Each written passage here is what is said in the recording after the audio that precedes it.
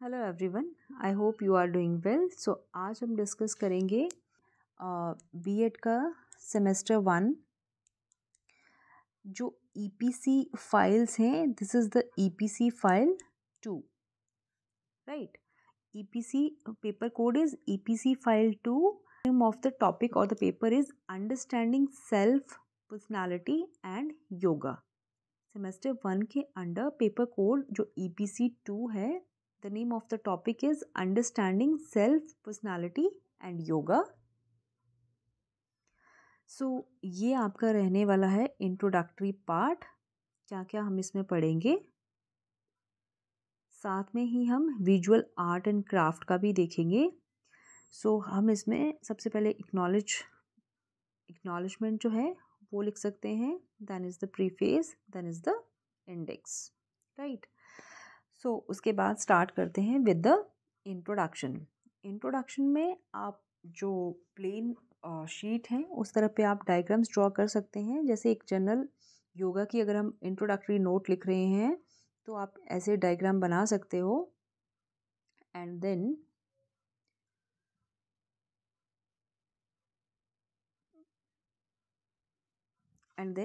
Written material में आप ये ऐड कर सकते हैं इंट्रोडक्शन में, राइट। कि वर्ड योगा जो है कहाँ से आया, संस्कृत से आया, हिंदी वर्ड था या क्या था, क्या इसका मीनिंग था, फिर कंबाइन करके क्या बना। So just as a introduction हम इसमें इसको ऐड कर सकते हैं। And then benefits of yoga, yoga के क्या क्या बेनिफिट्स हैं, तो इस तरह का आप एक चार्ट बना सकते हैं और उसमें बेनिफिट्स जो हैं वो ऐड करके जो है डिफरेंट लिख सकते हैं। और इसके रिटन वाले पोर्शन में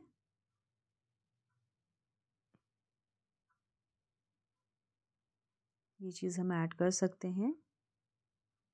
next is body relaxing techniques, right. Diagram बनाने से जो है थोड़ा सा इम्प्रेशन अच्छा पड़ता है एंड आपको मार्क्स भी जो है वो अच्छे मिलेंगे, राइट। तो फर्स्ट यूनिट हमने स्टार्ट कर दिया है, that is the body relaxing techniques.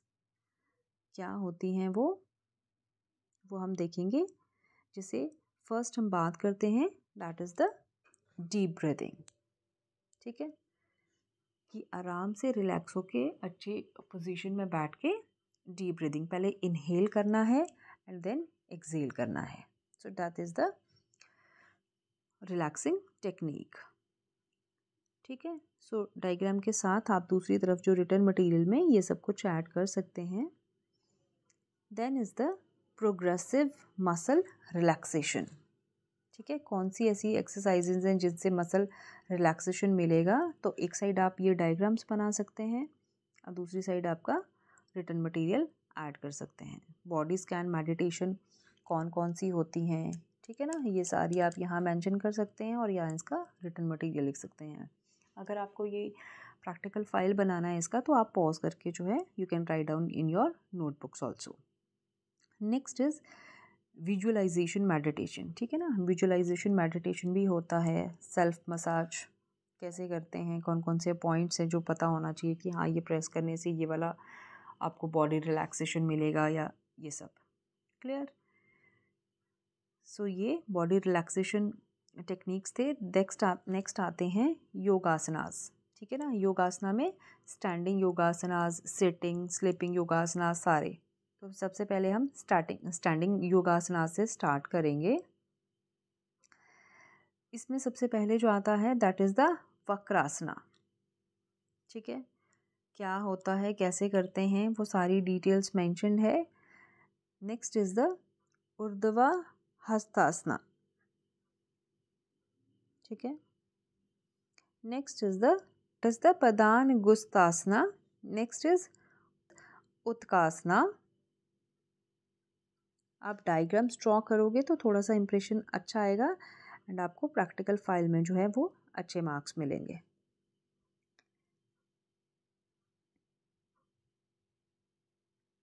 Next is Utthita asana, then is Virabhadrasana. ये सारे थे स्टैंडिंग आसना। अब हम अगर सिटिंग आसनास में बात करें तो सिटिंग आसना में पहला कौन सा आएगा? सुखासना, ये उसका पोजीशन रहेगा। Next is Parivrtta Sukhasana, right. Next is the Paschimottanasana. Next one is Gomukha asana, ठीक है। ये वाला जो है गौमुखा आसना, ये सारी डिटेल्स मेंशन है। अगर आपको नोटबुक पे राइट डाउन करनी है तो आप जो है इसको जूम करके और पॉज करके देख सकते हैं क्या क्या आप इसमें मेंशन कर सकते हो। नेक्स्ट जो आएगा इसमें सिटिंग आसनास में, दैट इज द जानु श्रीयासना, ठीक है ना। घुटनों को जो है प्रेशर डाल के आप बैंड करके जो योगा करोगे। Next is Baddha Konasana. Next are the sleeping asanas. Sleeping asana में सबसे पहला जो आएगा that is Shavasana. Next is the Viparita Karani, ठीक है। सो ये दो आसनास जो है आपके ये आएंगे स्लीपिंग आसनास में। ये इनके पोस्चर हैं और ये जो है वो रिटन मटेरियल है जो आप इनके बारे में लिख सकते हो। नेक्स्ट जो हम बात करते हैं आसना की, उसमें आएगा Bhujangasana. Then is the Pavanamukta asana. Next is Uttana Padasana, Sarvangasana. Next हम बात करेंगे प्राणायामा की। That is a Sanskrit word that loosely translates to control of breaths, ठीक है ना। प्राणायामा में ब्रेथ का आपका जो है रोल आएगा। सबसे पहले अगर हम बात करें that is bhastrika. It is the yoga breathing technique that involves rapid inhalation and exhalation, ठीक है ना। ज़ोर ज़ोर से आप इनहेल कर रहे हो, एक्सहेल कर रहे हो, that is bhastrika. That is sometimes called as the yogic breath of fire, बहुत तेज तेज, ठीक है। Next is the kapal bharti and anulom vilom. I think almost 100% जितने भी लोग हैं या हमारे पेरेंट्स हैं, जो भी एल्डर्स हैं, छोटे हैं बड़े हैं, आई डोंट थिंक कि ऐसा कोई होगा जिसको ये नहीं पता होगा। कपाल भारती और अनुलोम विलोम ये तो सभी लोग करते हैं, है ना, राइट। सो ये नेक्स्ट इज द शीतली प्राणायामा। इसको कैसे करते हैं, क्या करते हैं, पूरा डिटेल्स मेंशन है इसमें रिटर्न वाले पोर्शन में, right. Next is the Bhramari pranayama. Next meditation की हम बात करेंगे कि माइंड रिलैक्सिंग टेक्निक्स जो मेडिटेशन है वो क्या है, कैसे करना चाहिए, क्या इसके बेनिफिट्स हैं, तो ये हम सब कुछ देखेंगे। माइंडफुल मेडिटेशन में अगर हम देखें तो ये क्या क्या करती है, reduce the suffering, make positive behaviour, elevate sensual fulfillment. Next is understanding yourself, cultivate the spirit of love, right. So ये सब हम इसमें ऐड कर सकते हैं, ठीक है।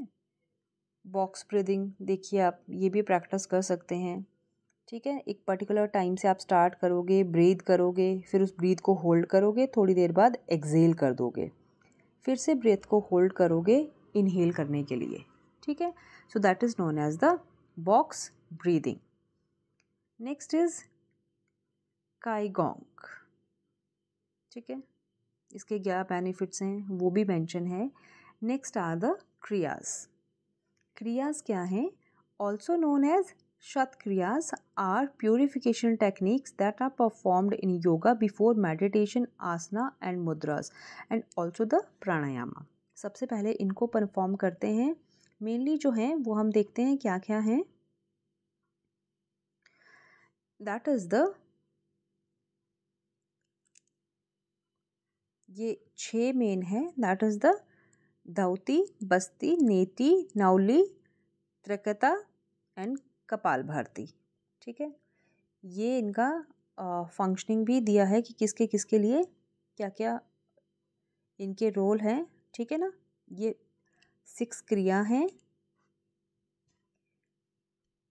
ये 6 डिफरेंट क्रियाज हैं और इनके क्या क्या बेनिफिट्स हैं वो यहाँ पे डायग्रामेटिकली एक्सप्लेन करे हैं। और यहाँ पे इनका डिटेल्ड मेंशन है कि जो फर्स्ट वन है that is for the cleansing of mouth and food pipe, right. Second one is for the cleaning of large intestine, then is the cleaning of nasal passage, next is the strengthening of abdominal organs, purification of eyes and cleansing of frontal area of the brain. So ये सारी हम बात कर दी हमने क्रियास की. So that is all about the yoga and the yogic exercises. So next is the visual art and crafts, right.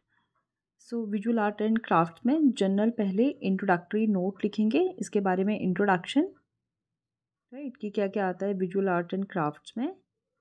Then next is the benefits of visual art and crafts in children, right. पहले हम पढ़ेंगे कि बच्चों में इसके क्या benefits हैं. And next is the benefits of visual art and crafts in adults, right. जैसे एडल्ट्स में हमने यहाँ पे एग्जांपल लिया है, सपोज़ पुरानी कोई सॉक्स है उससे हम यूज़फुल, जैसे सपोज़ क्राफ्ट में हमने कैट बना दिया, तो कैसे हम उसको एक यूज़फुल प्रोडक्ट में कन्वर्ट कर सकते हैं. So that are the benefits in adults.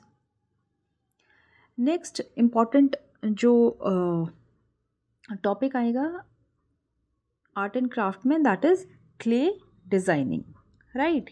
कि आप क्ले से डिज़ाइन करके कोई भी प्रोडक्ट से समझा सकते हो बच्चों को. सपोज़ जैसे हमने एग्जांपल अभी आगे हम देखेंगे लाइफ साइकिल ऑफ बटरफ्लाई,